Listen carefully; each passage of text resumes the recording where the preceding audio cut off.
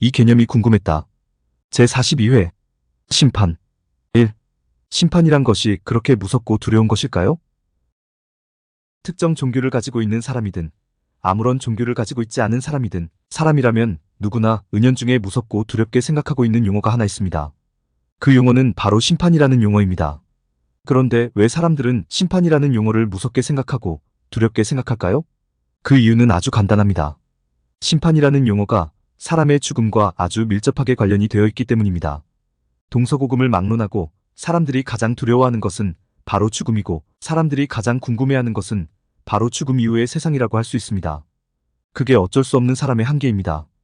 바로 죽음에 대한 사람들의 두려움과 죽음 이후의 세상에 대한 사람들의 궁금증으로 인하여 만들어진 것 중에 하나가 바로 심판이라고 할 수 있습니다.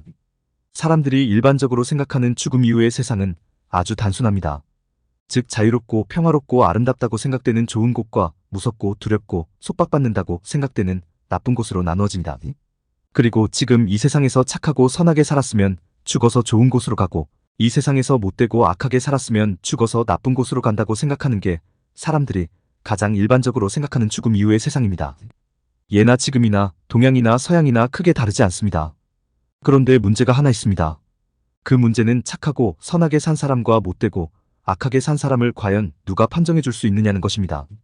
누가 그것을 바르고 공정하게 판정해서 어떤 사람은 좋은 곳으로 보내주고 어떤 사람은 나쁜 곳으로 보내주느냐는 것입니다.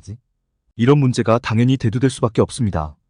그래서 나오는 게 바로 심판이고 그래서 나오는 게 바로 심판자입니다. 그 심판자 중에 일반의 우리나라 사람들에게 가장 익숙한 이가 누구겠습니까? 바로 염라대왕입니다. 특정 종교와 아무 상관없이 대부분의 우리나라 사람들은 사람이 죽으면 저승사자에게 이끌려서 염라대왕 앞으로 불려간다고 생각합니다. 그리고 염라대왕 앞에서 죽기 전 자기 삶의 모습이 적나라하게 모두 공개된다고 생각합니다. 그리고 그것을 보고 염라대왕은 죽은 이를 좋은 곳으로 보낼지 나쁜 곳으로 보낼지 심판을 하고 결정을 내린다고 생각합니다. 그렇게 죽은 사람의 운명에 대한 심판권과 결정권을 심판자인 염라대왕이 쥐고 있으니 심판 자체를 두려워할 수밖에 없고 심판자인 염라대왕을 무서워할 수밖에 없는 것입니다. 그런데 심판을 두려워하고 심판자인 염라대왕을 무서워하는 이유가 하나 더 있습니다. 그것은 심판이 죽기 전 사람의 행위에 근거한다고 생각하기 때문입니다. 살았을 때 착한 일, 선한 일을 많이 했으면 좋은 곳으로 가고 못된 일, 악한 일을 많이 했으면 나쁜 곳으로 간다는 사람의 행위를 근거로 심판이 이루어진다고 생각하기 때문에 심판을 두려워하고 심판자를 무서워하는 것입니다. 아주 솔직히 말해서 평생을 살아가는 동안에 착한 일, 선한 일만 한 사람은 절대로 있을 수가 없습니다. 아무리 착하게 살았다고 하더라도, 아무리 선하게 살았다고 하더라도 남 보기에 뭔가 부끄럽고 민망한 일, 자신이 생각하기에 뭔가 깨름칙하고 떳떳하지 못한 일이 없을 수가 없습니다. 그래서 혹시라도 이 일이 빌미가 되어 나쁜 곳으로 가게 되는 심판을 염라대왕으로부터 받지 않을까 하는 두려움을 떨쳐버릴 수 없는 것입니다. 그런데 여기서 우리가 꼭 한 가지 짚어보고 넘어갈 게 있습니다. 그것은 염라대왕이 죽은 사람의 삶의 과정을 심판하고 죽은 사람의 운명을 결정할 수 있는 근거가 과연 무엇이냐는 것입니다. 누가 그런 권한을 염라대왕에게 주었기에 사람들은 염라대왕 앞에서 꼼짝을 하지 못하느냐는 것입니다. 이것을 반드시 짚어보고 넘어가야 할 필요가 있습니다. 예를 들어 어떤 사람이 염라대왕 앞으로 불려갔다고 한번 가정해 보겠습니다. 그 사람은 평생을 착하고 선하게 산 사람은 아니지만 그래도 착하고 선한 일을 훨씬 더 많이 한 사람이고 사회적으로도 큰 존경을 받는 사람입니다. 그런데 그 사람의 삶을 심판한 염라대왕이 그 사람을 나쁜 곳으로 보내라는 결정을 내렸습니다. 이때 그 사람이 염라대왕의 결정에 고분고분 따르는 것이 옳을까요? 따지고 드는 것이 옳을까요? 따지고 드는 것이 옳습니다. 저라면 이렇게 따지겠습니다. 아니, 염라대왕님. 대왕님께서 무슨 자격으로, 무슨 권위로 저를 심판하시는 거죠? 제가 어렵고 힘들게 세상을 살아갈 때 한 번이라도 저를 도와주신 적이 있으신가요? 저의 행위에 문제가 있다고 하시는데 어떤 행동이 옳은 행동이고 어떤 행동이 그른 행동인지 단 한 번이라도 제게 가르쳐 준 적이 있으신가요? 아니, 가르쳐 준 적도 없고 도움을 베풀어 준 적도 없으면서 대왕님께서 저를 심판하고 저의 운명을 결정하는 것이 말이 된다고 생각하시나요? 저는 이렇게 따지고 들겠습니다. 저는 정말로 이렇게 따지고 들겠습니다.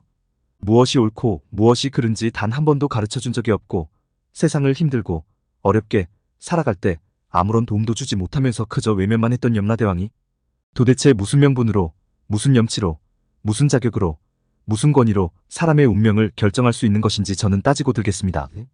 왜냐하면 어떤 이가 어떤 이를 심판하고 그 운명을 결정하기 위해서는 반드시 자격과 명분과 권위가 동반되어야만 그 심판과 결정을 받아들일 수 있기 때문입니다.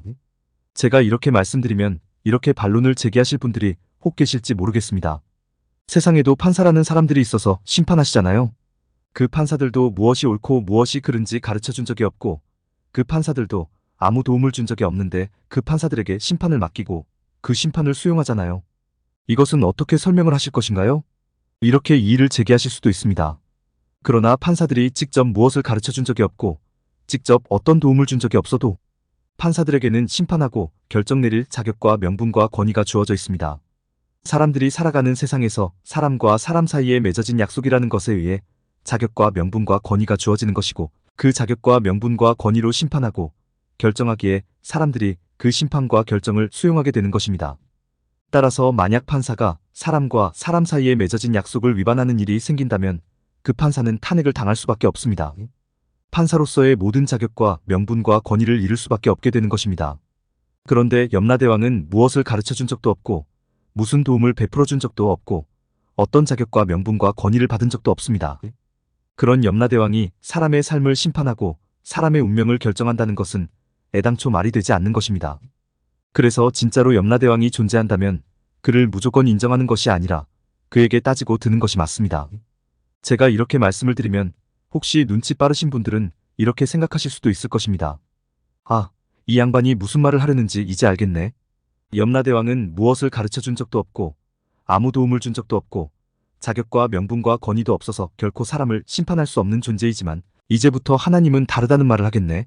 하나님은 사람에게 가르침도 주셨고 하나님은 사람에게 도움도 주셨고 하나님은 천지 만물의 창조주이며 소유주이며 섭리자라는 자격과 명분과 권위가 충분하니까 오직 하나님만이 죽은 사람을 심판하고 죽은 사람의 운명을 결정할 수 있는 존재라고 설명하겠네. 눈치 빠른 분 중에는 이렇게 생각하실 분들이 분명히 계실 것입니다.